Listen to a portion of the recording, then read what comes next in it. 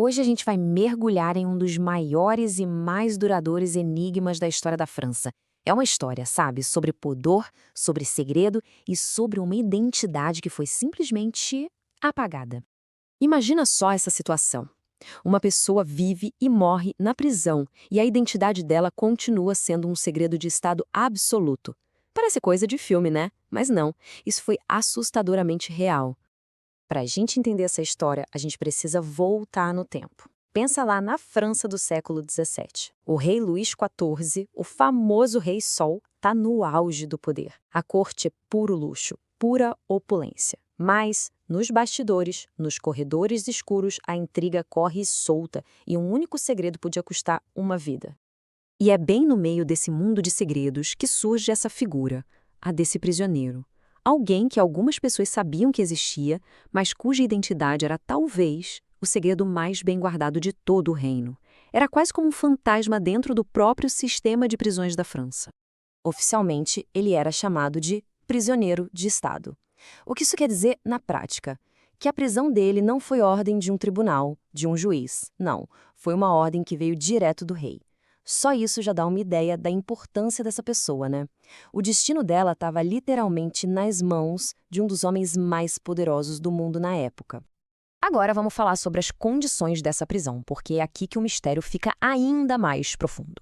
Não era só prender alguém, sabe? O objetivo era apagar uma identidade de uma forma quase teatral, com regras que eram incrivelmente específicas. Olha, as ordens eram muito claras. O rosto dele nunca podia ser visto, sempre coberto por uma máscara. Aliás, um detalhe. Apesar do nome, a máscara provavelmente era de veludo preto, não de ferro. Mas o efeito era o mesmo. Os guardas que cuidavam dele todo dia não faziam ideia do nome dele. E o silêncio era a lei.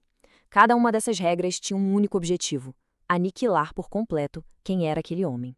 Claro que um segredo guardado a 7 chaves, assim, gera curiosidade. E como não tinha nenhuma informação oficial, esse vazio foi preenchido com o quê? Rumores, teorias.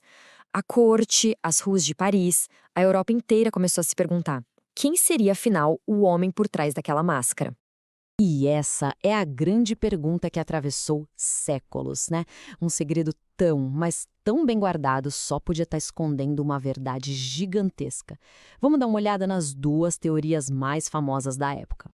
De um lado, tem a teoria mais explosiva, a de que o prisioneiro era um irmão do próprio rei Luís XIV. Talvez um irmão gêmeo com direito ao trono. E a prisão seria a única maneira de neutralizar essa ameaça sem cometer um assassinato. Já do outro lado, uma teoria mais, digamos, pragmática, que ele era um general que descobriu um segredo de Estado muito grave, talvez uma traição, e por isso precisava ser silenciado para sempre. As duas possibilidades são bem impressionantes, né? Mas no fim das contas, apesar de todas as teorias, de todos os sussurros e das investigações que vieram depois, ao longo dos anos, a verdade nunca apareceu. O segredo foi tão bem guardado que sobreviveu a todo mundo que estava envolvido nisso. Quando o prisioneiro finalmente morreu, em 1703, ele levou sua identidade junto.